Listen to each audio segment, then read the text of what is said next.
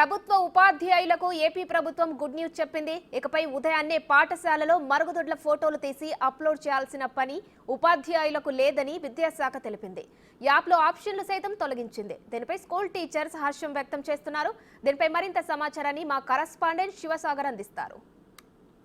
కూటమి ప్రభుత్వం తీసుకున్న నిర్ణయంతో టీచర్లు ఆనందం వ్యక్తం చేస్తున్నారు. గతంలో అంటే పూర్వకాలంలో టీచర్లు కేవలం విద్యాబోధన చేసేవారు, సామాజిక పరిస్థితులపై పాఠాలు చెప్పేవారు. కానీ ఆ తర్వాత వచ్చినటువంటి గత ప్రభుత్వ హయాంలో టీచర్లు చేసే పనులు చూస్తే మనకు కూడా కొంత బాధ కలిగించాక మానదనే చెప్పుకోవచ్చు. ఎందుకంటే ఐఏఎంఎస్ అనే యాప్లో టీచర్లంతా కూడా ఆ స్కూల్కి సంబంధించిన మరుగుదొడ్లని ఫోటోలు తీయాలి. టైల్స్తో పాటు ఆ సింక్ వీటన్నిటిని కూడా ఫోటోలు తీసి ఉదయాన్నే వచ్చి పూర్తిగా దాన్ని మరలా ఆ యాప్లో అప్లోడ్ చేయాల్సిన పరిస్థితి. ఇదే విషయంపై మనతో మాట్లాడడానికి ఉపాధ్యాయులు ఉన్నారు, వారు మాట్లాడించే ప్రయత్నం చేద్దాం. సరే, ఏంటి అసలు గతంలో ఏ విధంగా మీరు ఈ యాప్కి సంబంధించి ఏం చేసేవారు, ఇప్పుడు పరిస్థితి ఎలా ఉంది? సార్, గత ప్రభుత్వం పాఠశాలలో మరుగుదొడ్లు పరిశుభ్రత కోసం ఉపాధ్యాయులు పొద్దున్నే వచ్చేసి ఆ బాత్రూముల యొక్క ఫోటోలు తీసి ఎలాగుందనే చెప్పేసి ఐఎంఎంఎస్ యాప్లో అప్లోడ్ చేయాల్సినటువంటి పరిస్థితి ఉండేది. మేము ఉపాధ్యాయులుగా ఉన్నటువంటిది విద్యార్థులు నాణ్యమైనటువంటి విద్యని బోధించడం కొరకు ఉన్నాం. కానీ ఈ బాత్రూముల ఫోటోలు తీయడం అనేది చాలా మాకు అత్యంత అవమానకరంగా ఉన్నటువంటి పరిస్థితి. ఈనాటి ముఖ్యమంత్రి చంద్రబాబు నాయుడు గారు, అలాగే పవన్ కళ్యాణ్ గారు, అలాగే విద్యాశాఖ మంత్రి గారు నారా లోకేష్ బాబు గారు తీసుకున్నటువంటి నిర్ణయంతో మాకు నిజంగా చాలా ఆనందంగా ఉంది. మమ్మల్ని కేవలం విద్యకి మాత్రమే పరిమితం చేస్తే చాలా విద్యార్థులకు మేము నాణ్యమైనటువంటి విద్యను బోధించాల్సినటువంటి భారం మా మీద లేకుండా ఉంటుంది, చక్కగా బోధించవచ్చు మేము.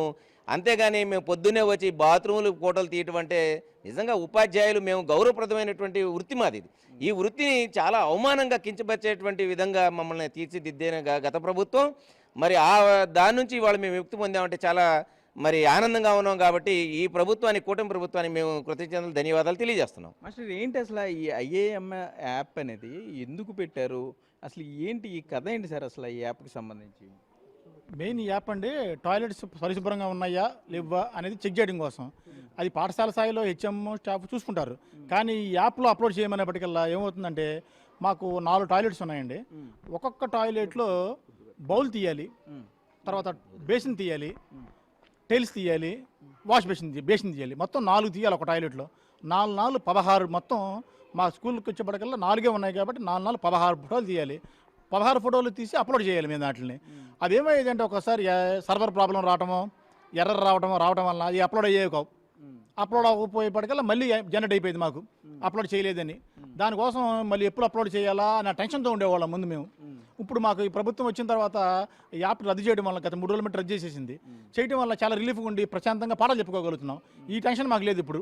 ఏంటి ఇంకా ఏమన్నా ప్రభుత్వానికి ఇవి కూడా చేస్తే బాగుంటుంది అనే ఏమన్నా సమస్యలు ఏమైనా ఉన్నాయి రిప్రజెంట్ చేసేవి? ఇంకా అనేక రకాలైనటువంటి యాప్లు ఉన్నాయి. ఆ యాప్ల నుంచి కూడా మాకు విముక్తి కలిగిస్తే చాలు. కేవలం టీచర్స్ బయోమెట్రిక్ అటెండెన్స్, విద్యార్థుల అటెండెన్స్ యాప్లు ఈ 2 నుంచి మిగిలినవన్నీ కూడా తొలగించేస్తే మేము చక్కగా ప్రశాంతంగా మేము పిల్లలకు విద్యాబోధన చేయడానికి ఆస్కారం ఉంటుంది.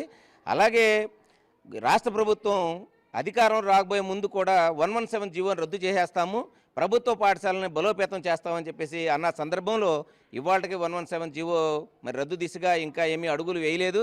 మరి ముఖ్యమంత్రి గారు మరి దాని మీద కూడా నిర్ణయం తీసుకొని ఏదైతే 117 జీవోని రద్దు చేసేసి 3, 4, 5 క్లాసులు మళ్ళీ ఎలిమెంటరీ సెక్షన్లో పంపించేసేస్తే అక్కడ విద్యార్థులకు విద్యాబోధన అందుతుంది. మరి ఇబ్బందికరంగానే ఉన్నటువంటి పరిస్థితి ఈరోజు. అయితే మనం చూస్తున్నాం, కూటమి ప్రభుత్వం తీసుకున్న ఇటు విద్యాశాఖ మంత్రి నారా లోకేష్ కానీ, సీఎం చంద్రబాబు, పవన్ కళ్యాణ్ కృతజ్ఞతలు చెప్తున్నారు టీచర్లు. ఎందుకంటే ఉదయాన్నే రావాలి వారు ఈ బాత్రూమ్కి సంబంధించిన ఫోటోలు తీయడం, అప్లోడ్ చేయడం. అంటే తక్కువ స్ట్రెంత్ ఉన్న స్కూల్లోనే 16 ఫోటోలు అంటే ఎక్కువ సంఖ్యలో ఉన్న బాత్రూమ్స్ ఎక్కువగా ఉంటే అసలు అక్కడి టీచర్ల పరిస్థితి ఏంటనేది మీరు ఒకసారి ఆలోచించండి. దాంతోపాటుగా మధ్యాహ్నం ఈ ఎండిఎం యాప్ కానీ లేకపోతే ఆన్లైన్లో ఉండేటువంటి అటెండెన్స్ విధానం వల్ల కూడా ఇబ్బందులు ఎదుర్కొన్నాం. వాటి పరిష్కారం చూపించాలి. వీరు చేయవని చెప్పట్లేదు, కానీ ఈ వచ్చే ఇబ్బందుల్ని పరిష్కరించే దిశగా కూడా ప్రభుత్వం ఉండాలి. అవకాశం ఉంటే వాటిని తొలగించాలని కూడా ఇక్కడ టీచర్లు డిమాండ్ చేసే పరిస్థితులు ఉన్నాయి. ప్రస్తుతం తీసుకున్న నిర్ణయానికి ప్రభుత్వానికి కృతజ్ఞతలు తెలుపుతూనే మిగిలిన ఉన్నటువంటి సమస్యలపై కూడా ప్రత్యేక దృష్టి కేంద్రీకరించాలని కూడా టీచర్లు విజ్ఞప్తి